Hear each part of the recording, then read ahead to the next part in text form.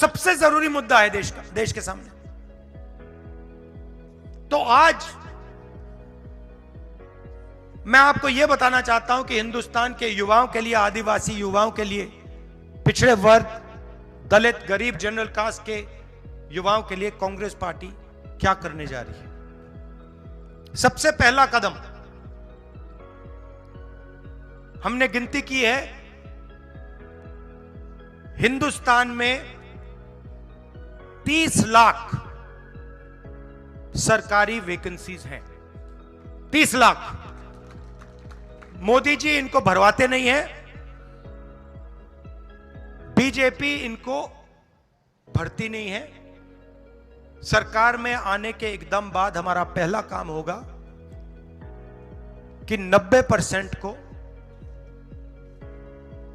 30 लाख सरकारी नौकरियां हम दे देंगे।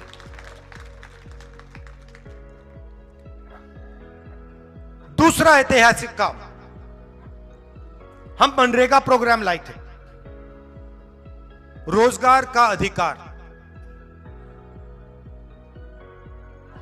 लाखों लोगों को फायदा हुआ,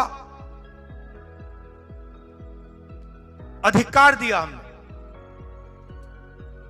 वैसे ही हम हिंदुस्तान के युवाओं को, सब युवाओं को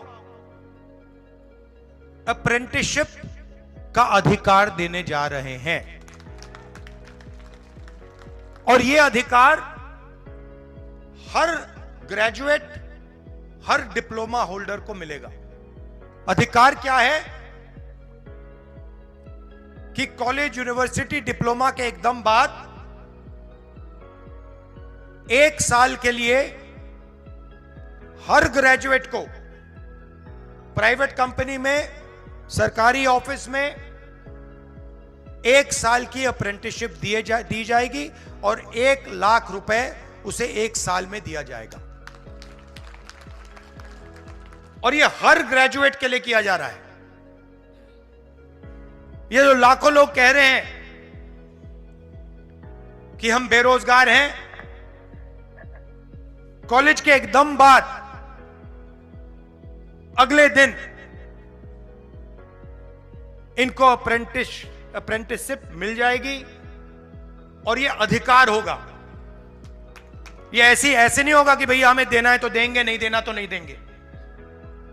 यह मनरेगा जैसा अधिकार होगा, कानूनी अधिकार अप्रेंटिसशिप का आपको दे रहे हैं। इससे देश में करोड़ों युवाओं को फायदा होगा, ट्रेनिंग मिलेगी और पहला साल का, एक प्रकार से पहले साल का रोजगार मिलेगा।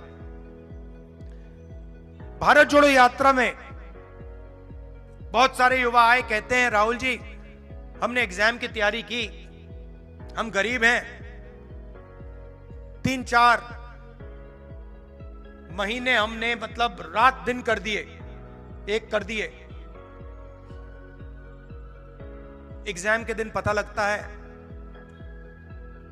5% वालों के टेलीफोन पे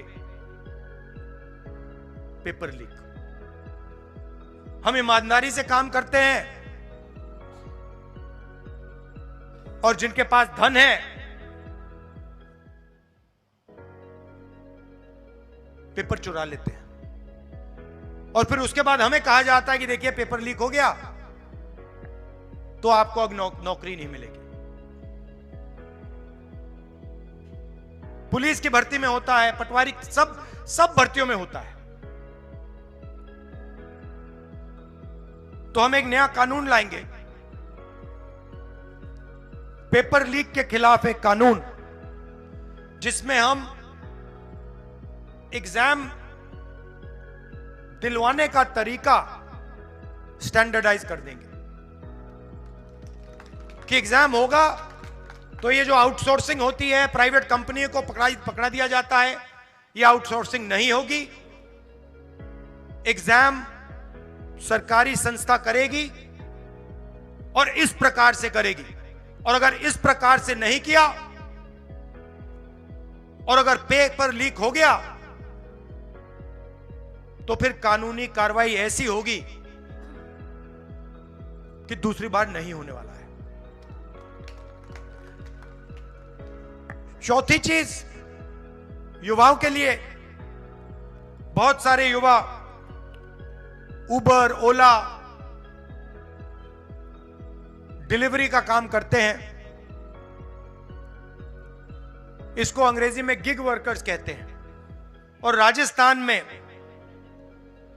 हमने इनके लिए कानून बनाया था, इनकी रक्षा के लिए, इनकी पेंशन के लिए, इनकी सोशल सिक्योरिटी के लिए।